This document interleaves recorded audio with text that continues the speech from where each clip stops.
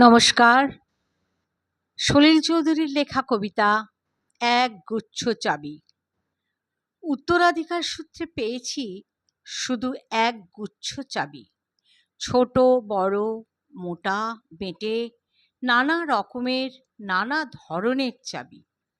মা বললেন, যত্ন করে তুলে রেখে দে।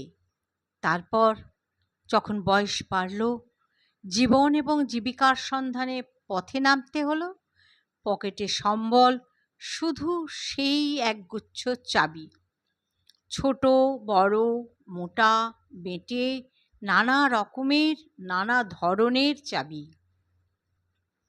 কিন্তু যেখানেই যাই সামনে দেখি প্রকাণ্ড এক দরজা, আর তাতে ঝুলছে প্রকাণ্ড এক তালা।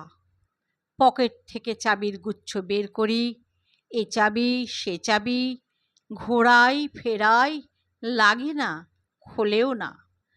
শ্রান্ত হয়ে ঘরে ফিরি।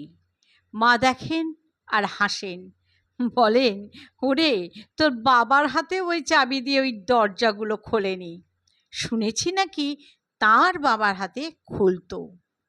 আসল কথা কি জানিস, এসব চাবি হলো সততার, সত্যের, যুক্তির, নিষ্ঠার।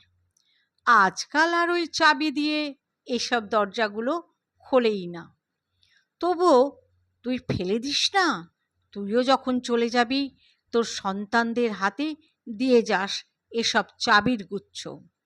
হয়তো তাদের হাতে, হয়তো কেন, নিশ্চয়ই তাদের হাতে একদিন ওই সব সততার, সত্যের, যুক্তির, নিষ্ঠার চাবি দিয়ে জীবনের বন্ধ দরজাগুলো খুলে যাবে, খুলে যাবেই।